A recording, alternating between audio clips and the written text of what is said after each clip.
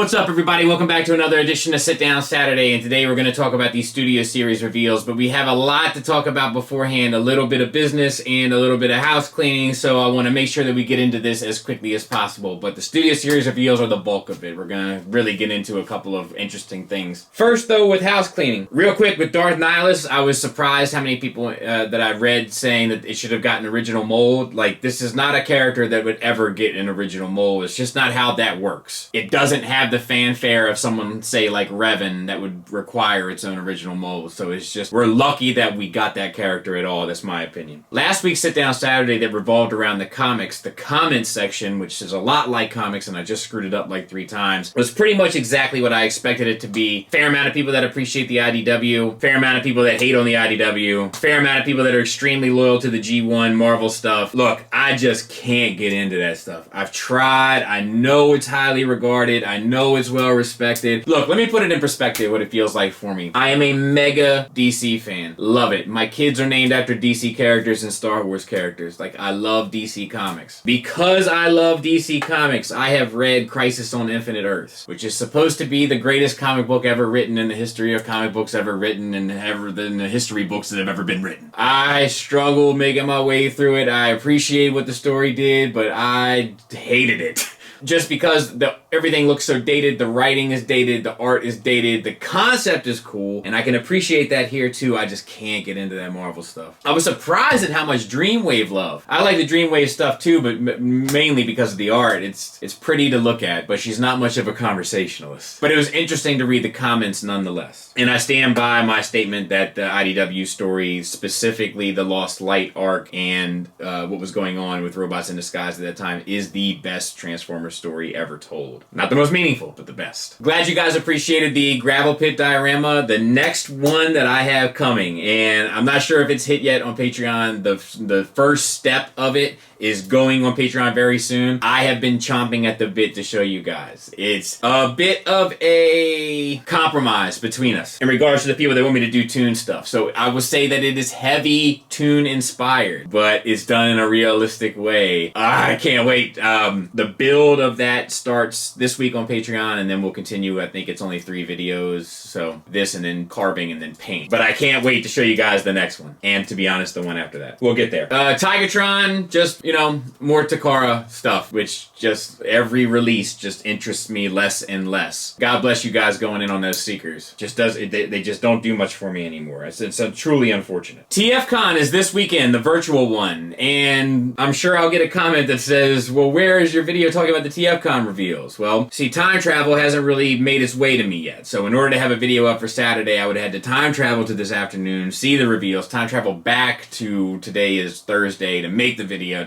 so it's complicated on my end. I'm doing the best I can. Next week, we'll probably do a reveal breakdown. I think that this TFCon is important. I think that the third-party panel here is very important. And if there's nothing here of real interest, Fans Toys was the only ones in the Masterpiece game the last go-round that had anything, with the exception of that Studio Series, I got it on the brain, Studio One Unicron. But my fingers are crossed that we get a little life pumped into the game with this.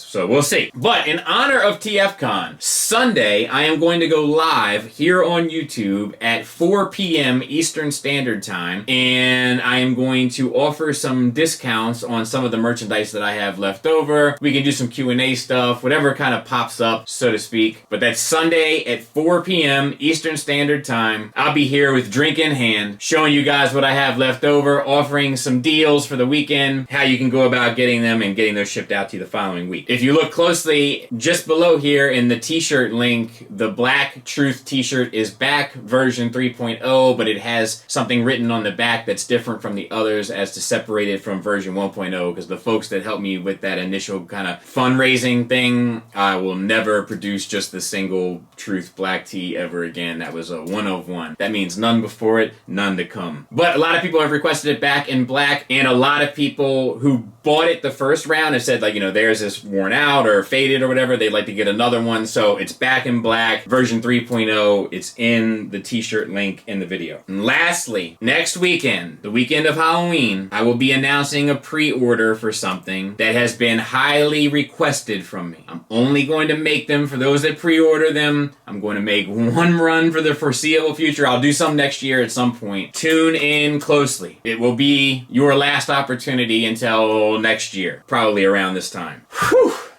That does it. And now we can talk about the studio series. Look at who you came to see. And I'll be honest with you, I don't know much about it. I was aware that it existed. I was aware that it did mostly movie stuff. I know what's going on now with these new reveals. So we're going to go through a brief history of it. We're going to talk about the reveals. And then we're going to kind of get into an opinion piece on why they might be doing this and what this could possibly mean. Let's get started. So up until this point, the studio series is focused exclusively on figures from the Michael Bay movies across 3 scales: Deluxe, Voyager, and Leader. The primary goal of the line is to produce the most screen-accurate versions of these characters at the mainline price point. With the movie stuff, you can just pile layers of things on top of one another until it starts to take the general shape. At least that's what I hear. I'm not sure if it's true, it's what I hear. The figures are all in scale, meaning a Wave could have one very small Deluxe or a huge Voyager, and are sculpted directly from their ILM character models. They feature some of the most complex engineering Hasbro has ever done mainline, with alternate pieces and accessories, the clear target being the collector. Each figure also includes a pull-out cardboard display backdrop featuring a cardboard stand and the number and name of each figure. I'm not a number, I'm a man. Plenty of the figures also feature a really high degree of paint for a Hasbro toy. Leader Class Grimlock and Shockwave both feature extensive metallic dry brushing, not to be confused with your generic space mud. The line has been very successful for Hasbro. They greenlit it for 2019 and 2020, months after its initial 2018 debut. The well, much like Masterpiece, has begun to run a bit dry. Most of the principal characters from Transformers 1, 2, and 3 are covered, with the more popular ones from 4 and 5 also done. So what have been my thoughts regarding Studio Series up until this point? It's been that of zero interest. I have no interest in any of the movie designs from the '07 movie through Bumblebee. Couldn't be less interested. I'd be the luckiest man in America if that stuff did anything for me, because there's plenty of stuff to choose from out there regarding it, but it just doesn't do anything for me whatsoever. Not one of those designs lands for me. Not one. So I reached out to a couple guys I know that have been into it, and they said that the quality has been better than their main line, but it also has kind of gone down a bit. They said similarly, but not as bad to what happened with the movie Masterpiece stuff, but to try to give me some point of reference. You guys are welcome to chime in with your thoughts regarding them if you've been buying the Studio Series stuff. I don't think I've looked at any of them. I could be wrong about that, but I don't think I have. Because I don't care. That is until this movie stuff popped up, the '86 movie stuff, of which I have mixed feelings, but let's at least present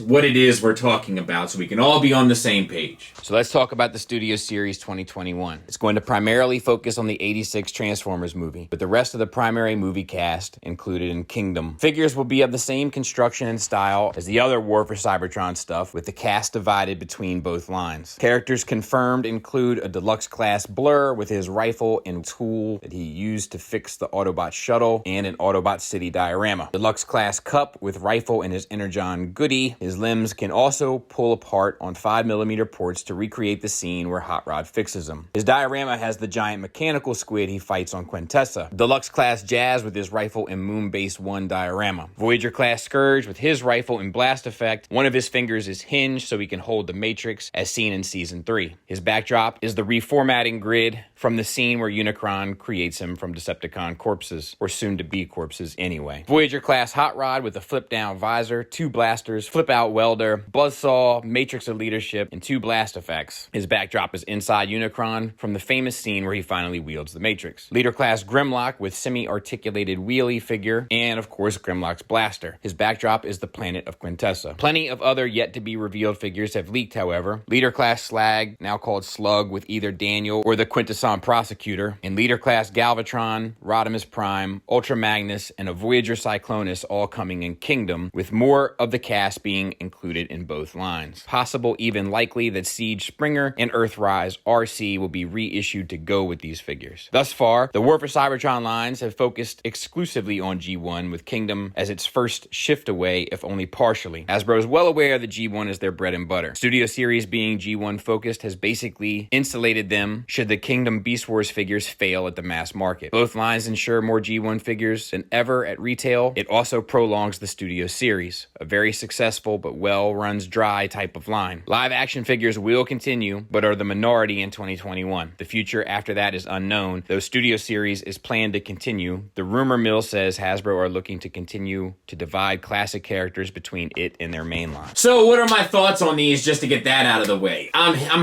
hot and cold on them. Some of them to me look pretty good, like the Scourge looks pretty good. The Hot Rod I think looks really good. Some to me look okay, like I think the Jazz looks okay. I think the Cyclonus looks alright. Some of them don't, and then some of them I think look kind of fine. I think the Cup looks fine, like it'll do. Am I interested in any of these reveals? Absolutely not. They don't have any place for me on my shelf, but do I think that they're bad? No. Do I think they're a step in the right direction? Yes. Hasbro definitely needs to find something at the quality level and consistency that they have with Black Series, that they're creating now with G.I. Joe, and that they kind of have with Marvel in a different pocket. They need to find something comparable to those markets. And what they find comparable in those markets, they need to be able to milk. And when I say milk, I don't necessarily mean in a bad way, but be able to get their money's worth. G1 Studio Series might be that answer. The fact that it's called Studio Series does allow them to move beyond movies if they want to, I think. And they could, they could bend and break the rules whenever they want. It's their rules, right? Them the rules. But let's explore what the Siege and the Power of the Primes, Earthrise, and all this Combiner Wars, but all of this has kind of done. This recent relaunch, when it stopped being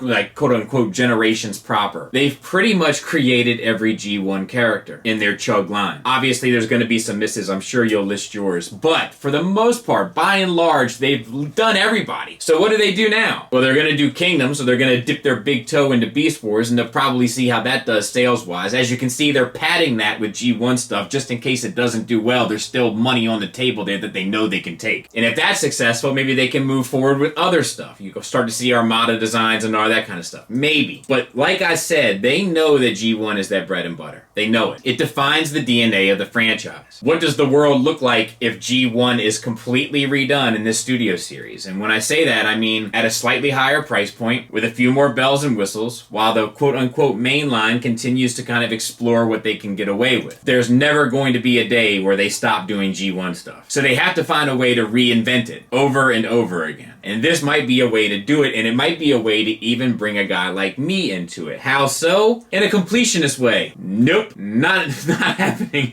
any way, shape, or form. But what do Omnibots look like done at the level that this Hot Rod is done at? And when I mean level, I mean quality aesthetically. Does that look good enough to kind of fill gaps in my collection? What do the clones look like? Done up to this level. Deluxe Insecticons. What does that look like? Done up to this level. Is that stuff that could tickle my fancy? Quite possibly. It's very funny to me at this stage in the game how when third party kind of started, its intention was to kind of fill holes in the main line. And now with third party becoming whatever it's becoming, perhaps at the very least on life support, or perhaps even worse, now I'm looking to Hasbro in hopes of an option that can fill the holes in my third-party collection.